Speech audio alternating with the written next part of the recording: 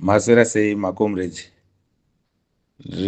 Taona kuti wazhinji vari kuda kunzwisisa kuti wambunzwa izwi rakomrade wavo kuti zviri kufamba sei. Zvinhu zvese zviri kufamba zvakanaka, hatina matambudziko atinawo. Hondo yese, zvigananda zvinorwisa.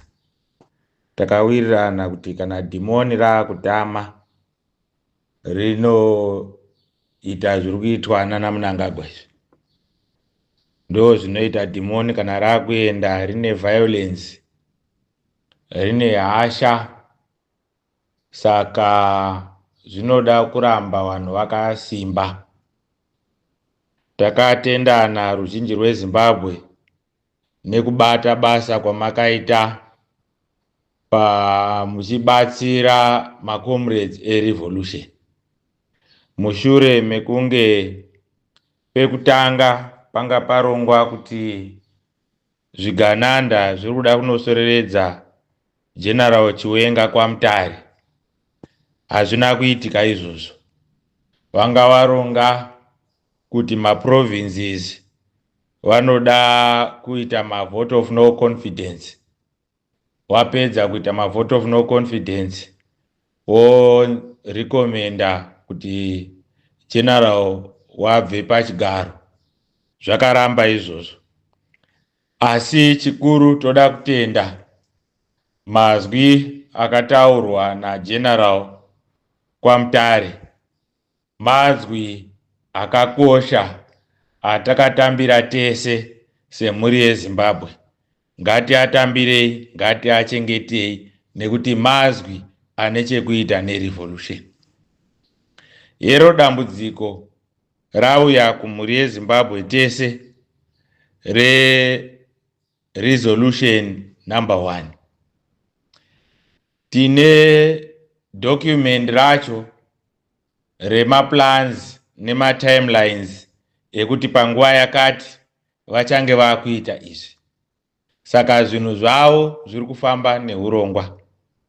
Asi isisu tinoramba tichiti tinobatana pakuyambuka.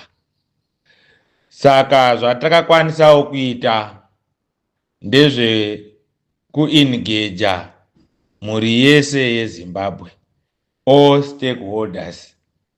Tikakumbirana kuti tapota ngatibatsiranei pamwe, tibatsirane. Aya mashoko hatisi kumataura kuda kufadza ruzhinji rweZimbabwe, asi tiri kumataura zvine rutsigiro zvebasa ratakaita. Vari kuruling party nevari kuopposition vanozviziva. The missing piece tese takaiona, tikaona panoda kugadziriswa.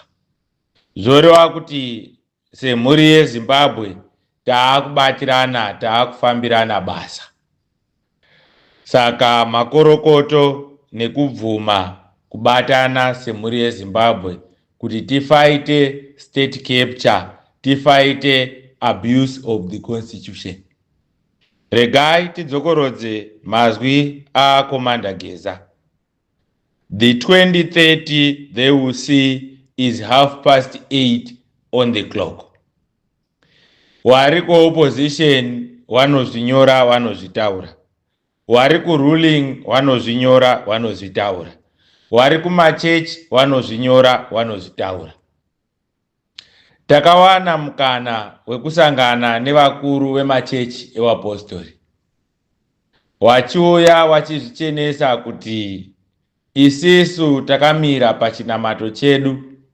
Rutsigiro rwatinarwo parevolution hakusi kuti tinoda mazita evanhu kwete, asi tiri kuita zviri kutaurwa naMweya.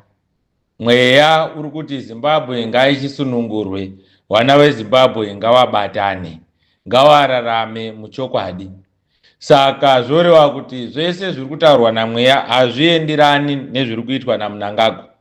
Saka Mnangagwa is not part of zviri kutaura Mweya Mutsvene. He is part of zviri kutaura wana Sapatina. Saka tatenderwa, taiona ruzhinji ruchichema kuti comrade, nezvino zvigananda zvazvakudzinganisai. Takataura tikati comrade Saruwaka is a spirit. Wanotitsvaga panyama, wanotirwisa panyama, asi kana midzimu yenyika yati nguva yakwana yatokwana. Waiuya wachiita sevanoda kutibata, wachitihwandira, wachititeera nedzimota mutauni, asi waingoona wachisvika padhuze nesu wosuduruka woita kunga wane mamwe mafungiro. Takatenderera mastreet netsoka, tikaona mastreet ari padhuze neAfrica Unity Square. Nenhau yekuti tine experience yekushandawo muchipurisa, takadzidza basa iri nevazhinji, taisangana nawo wadirwa mustreet wari muhembe dzawo. Totobvunzana kuti comrade matumwa kuti muite sei, onzi hatina zvatatumwa isu, asi tiroti pamberi nerevolution nekuti tatambura. Saka ndoda kukuimbisai kuti musavhundutsirwe, mapurisa eZimbabwe abvuma kufamba nevanhu. Then taita ongororo kumukuru wemapurisa Mutamba. Tiri kuona kuti zvimwe zvaari kuitiswa nezvigananda haatozvidiwo, because tiri kutarisa mabatiro ake ebasa kumashure asati apiwa chigaro chaainacho, chaakutotadza kuti ndosiya sei, nenhau yekuti zvaari kutumwa zviri kunyadzisa. Asi ndiri kunzwa vari kutaura nerurimi rutsva, vari kuti mukuru waakuda kumira newanhu. Saka tinoti iwe Mutamba, pfungwa idzodzo ngatisadzoke kumashure, sarudza wanhu always. Kana zvigananda zvikaita zvazvinoita kana kuti reshuffling, mhuri yeZimbabwe will reward you. Saka chidhanana tinochitaurira kuti chera mwena, nekuti mvura zhinji ichanaya. Then tinoda kutenda message yakabva kumabharaki. Takaona mudhuri wakanyorwa kuti mene mene tekeo ufasini, ED must go. Kubuditswa wazhinji hawa understand chinonzi signal. Kubuditswa kwemudhuri uri mumabharaki emauto wakanyorwa kuti ED must go, imessage yakakura yatiri kupiwa nemajunior soldiers kuti masi yeZimbabwe tinemi. Nenhau yekuti hapana musivilian anopinda mumabharaki emasoja osvika ononyora kuti ED must go. Mumabharaki emasoja munogara masoja.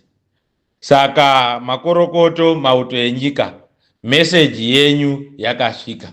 Ticharamba takasimba tiri pakunamata kuti Zimbabwe isunungurwe nekukurumidza. Komanda Geza, sekuziva kwenyu, vanenge vachitibikira nekuti director kuti tiri kufamba sei. Tiri kurwa nevanhu vapenyu, hatisi kurwa nevanhu vakafa. Saka demonstration yemusi wa17, mese pane vamwe vanga vari kuti inenge isina kubudirira, asi tinodaira kuti ruzhinji rweZimbabwe rwakuona kuti demonstration iyoyo, effort yamakaisa yaiwa neimpact yakakura. Maresources akawestwa enyika paya akawandisa. Saka tinoda kuramba tichiti musadzoke kumashure mhuri yeZimbabwe. Your efforts are not going unnoticed. Vakuru vanenge vachikuonai havagoni kukutendai zuva nezuva. Nguva yekutendwa ichauya. Regai ndipedzisire ndichiti, pamberi neunit of purpose, pasi nezvigananda. Wada kuziva affair dzaComrade, ini ndakanaka.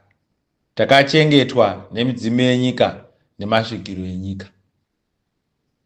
Hakuna chigananda chine simba pamusoro pedu, nenhau yekuti basa ratinobata renyika rakabvumirwa nemasvikiro kuti vana veZimbabwe vasunungurwe. Saka tiri padhuze nekusununguka. Rambai muchiwimba mumacommanders enyu, rambai muchitsigira komanda Geza, rambai muchitsigira vatungamiri vamuinawo kuopposition ikoko, rambai muchitsigira General Chiwenga. tiri kuramba tichiemphasize pana General Chiwenga nenhau yekuti he is the face of the revolution.